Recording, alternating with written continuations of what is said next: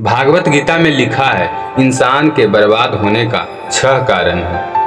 नींद, गुस्सा, डर, थकान और आलस और काम टालने की आदत। नमस्कार दोस्तों, मेरा नाम है शिव कुमार और आप सुन रहे हैं हिंदी कहानी 2.2 बंदर का हृदय।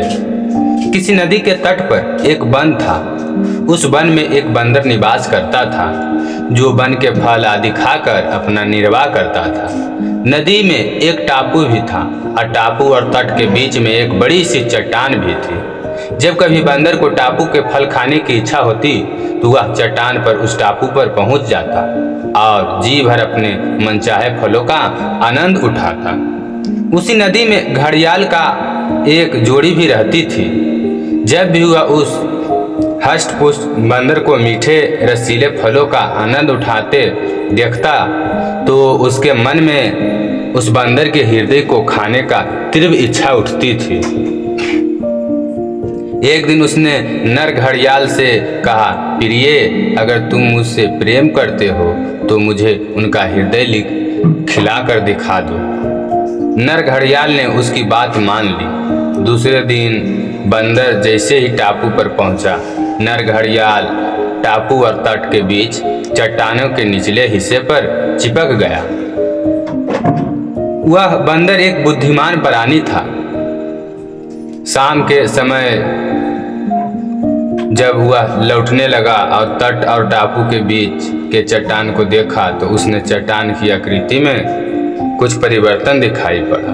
उसने तत्काल समझ लिया कि जरूर कुछ गड़बड़ी है। तथ्य का पता लगाने के लिए उसने चट्टान को नमस्कारते हुए कहा, हे चट्टान मित्र, आज तुम शांत कैसे हो? मेरा अभिवादन भी स्वीकार नहीं कर रहे हो। घड़ियाल ने समझाया, शायद चट्टान और बंदर हमेशा बात करते रहते हैं, इसलिए उसने स्वर बदलकर बंदर के नमस्कार का प्रयुक्त उत्तर दे डाला। बंदर की आशंका सत्य निकली। बंदर टापू में ही रुक तो सकता था, मगर टापू में उसके निर्वाह के लिए पर्याप्त आहार उपलब्ध नहीं था। जीविका के लिए उसका वापस वन लौटना अनिवार्य था। अंततः अपनी परेशानी का निदान ढूंढते हुए उसने घड़ियाल से कहा, मित्र, चट्टान तो कभी बातें नहीं करती। तुम कौन हो और क्या चाहते हो? दंभी घड़ियाल ने तब उसके सामने प्रकट होकर कहा, वो बंदर, मैं एक घड़ियाल हूँ और तुम्हारा हृदय अपनी पत्नी को खिलाना चाहता हूँ। तभी बंदर को एक युक्ति सूझी। उसने कहा, हे घड़ियाल, बस इतनी सी बात है तो तुम तत्काल अपनी मुख खोल दो।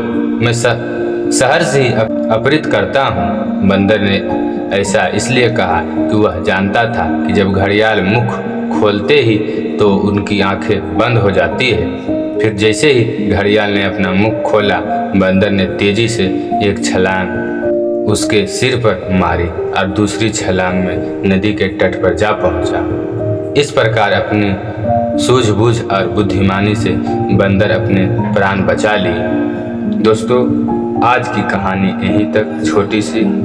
कल एक और हिंदी कहानी के साथ हम मिलते हैं। जब तक हमारे चैनल को सब्सक्राइब कर लाइक जरूर करें, शेयर करें दोस्तों और सहपाठियों में। इसी तरह इस चैनल पर हम कहानी आपको डालेंगे और मोटिवेट करते रहेंगे।